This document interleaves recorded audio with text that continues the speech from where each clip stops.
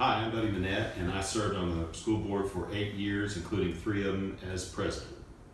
I'm Jimmy Gaffney, also served on the school board for FISD for 14 years, also as president. My name is Renee Yumke. I served on the Frisco School Board for 12 years, 2 as board president. And I'm Dan Mosikowski. I served on the school board for 10 years and 4 as the president. As early voting in the FISD Board of Trustees election is underway, we as former school board presidents would like to take this opportunity to talk about how proud we are of the current school board and the work they're doing to serve more than the 56,000 students of Frisco ISD. Tough decisions are having to be made regarding the budget challenges, but rather than sit around and complain that the tax ratification did not pass, this board rolled up their sleeves and immediately got to work. They're finishing a several-month-long process that involved all stakeholder groups in prioritizing the budget needs of the school district. No stone was left unturned in this open process of analyzing ways to reduce spending or increase revenue. And it was no surprise that this process has affirmed what they all believe and advocate for, that the priority in all that we do is the classroom, the students we serve, and the educators that teach them. But there's no magic bullet or easy answer to make up for a multi-year, multi-million-dollar budget deficit when no new tax revenue or state funding is part of the equation. Rest assured that they are doing what they can to preserve jobs and to not fall behind in compensation, but the reality is that things will look and feel different. The level of service that has come to be expected in FISD cannot be sustained at the same level. Even if all the recommendations from the stakeholder committee move forward, it would still not cover the full amount of what is needed. I know that you hear some people saying that there's a surplus and not a deficit of funds. This is simply not true.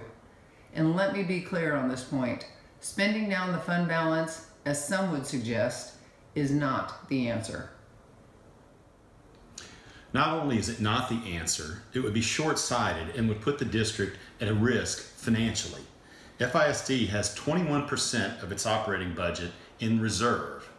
This is much less money than neighboring districts. This amount of funds must be maintained in order to pay the bills of the school district until the state funds and tax revenue are received and collected late in the school year. In December, prior to these funds coming in, FISD's fund balance was below $30 million. An average month of operating costs is in excess of $36 million. If we take our reserves down below this 20% level, it would put the district in a position of having to borrow money to operate, in fact, even to pay teacher salaries. In addition, this level of reserve funding is needed to maintain the highest bond ratings, which is critical to a district like FISD that is continuing to grow by 2,500 to 3,500 students annually and must still accommodate that growth with new construction. These favorable bond ratings mean low interest rates, which save millions of dollars over the life of the bonds issued to build the schools. The board used some of these funds recently to give employees a one-time incentive payment when it couldn't give more than a 2% raise, and to implement a small capital outlay for repairs and replacement of small items instead of using bond funds. This cannot be an annual occurrence. Funds need to be put in each year to maintain the level of the fund balance and not spent down. I need to also make this clarification. This is not a savings account or rainy day fund. Think of this as an account for overdraft protection. And we continue to hear that a tax swap is the answer to the financial concerns and that it wasn't even considered by the board. In fact, it was considered, but at the time the election was called, only a 2-cent tax swap was even possible, and it would only have held for 1 or 2 years. FISD is not in a position to do a full penny-for-penny tax swap like many other districts because we're still growing and we still need to build schools to accommodate the growth. Even if it is at a slower pace, we are not maintaining or losing students like other districts. We are not retiring massive quantities of debt. To use a family as an example, FISD is a family with students at all levels, elementary, middle, and high school, who is still growing their family and having to add to their household. We are not empty nesters. We have we do not have additional disposable income now that our kids are out of college and self-sufficient. We are not able to take those extra funds and put toward the principal to pay off our home. In the future, maybe the board can look at this again since the growth has slowed down slightly and the building program can as well. And if taxable values continue to outpace the growth, then maybe we can lower the debt service tax rate to compensate for an increase in the maintenance and operation tax rate. But it will not be a penny for penny swap of 13 cents. So what the community can and will support still needs to be a continued part of the dialogue as the district moves forward. In closing, I wanted to remind us all of the reason why we moved here and stayed. It was for our schools. It is why others continue to move here. My kids all graduated here from Frisco, went away to college, and returned here because they wanted the same experience for my grandkids. We have something special in Frisco ISD and the value that it brings to the community. It is a treasure that should be protected and preserved and not attacked or maligned. It is all about the kids in Frisco ISD, and it always has been. There have been lean times before, and we got through them all together. Do not let negative messaging and half-truths cause you to lose sight of what you know to be true. This type of smear tactic campaigning that has been introduced into our community in recent years is not who we are, and it shouldn't be tolerated. The Board of Trustees of yesterday and today have served the citizens of this community well, young and old, and have ensured that the best interest of all students is at the heart of everything that they do. They are good stewards of your tax dollars and will not veer from the mission to make sure that Frisco ISD students are in an environment where their teachers can know them not only in name, but in need. Many on this board are young in their service with 1, 2, 3 years under their belt.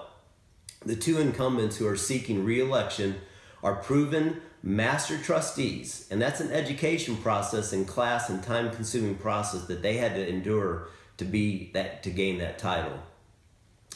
Each with 6 years of service on the board and many years of PTA and civic involvement prior to that. The board has a diverse background of skills and opinions and is poised to take us into the next era of FISD. When you hear things that you question, look to multiple sources for answers. Each individual school board member is one person. Only collectively are they a board that can make decisions and take action. Our course has been steady and has made us a highly sought after school district that provides an exceptional education and opportunities for young people. It is a significant part of our community's quality of life and our economic growth.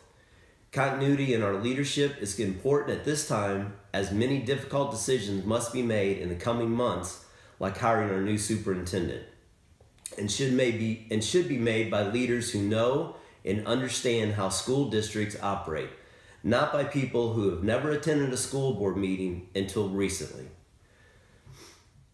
We'd like to thank you for watching this video. We want you to know how important it is for you to get out and vote. But first, know the facts about the candidates you're voting for. We also want you to know that we support Ann McCausland and Debbie Gillespie, and we look forward to them continuing to serve the students, the teachers, and the community as FISD board members. There's a lot of misinformation out there in the community about what's going on in our district. What we can tell you as former board presidents is Ann McCausland and Debbie Gillespie are proven leaders who will tell you the truth, even if it's what you don't want to hear. They won't sugarcoat what's happening. They are willing to make the tough decisions because our district depends on it.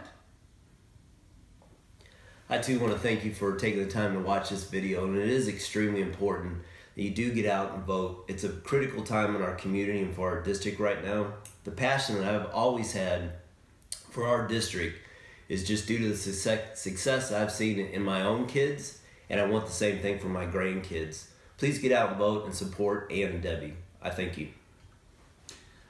I want you to remember why you moved here. The school district is what makes this community great. That and the partnership with the city. Please don't change that at this time. We are at a critical point in the future of this city and this school district, and Ann McCausland and Debbie Gillespie have the experience and the knowledge to move forward from this point. I hope you'll get out and vote and encourage you to support them. Thank you.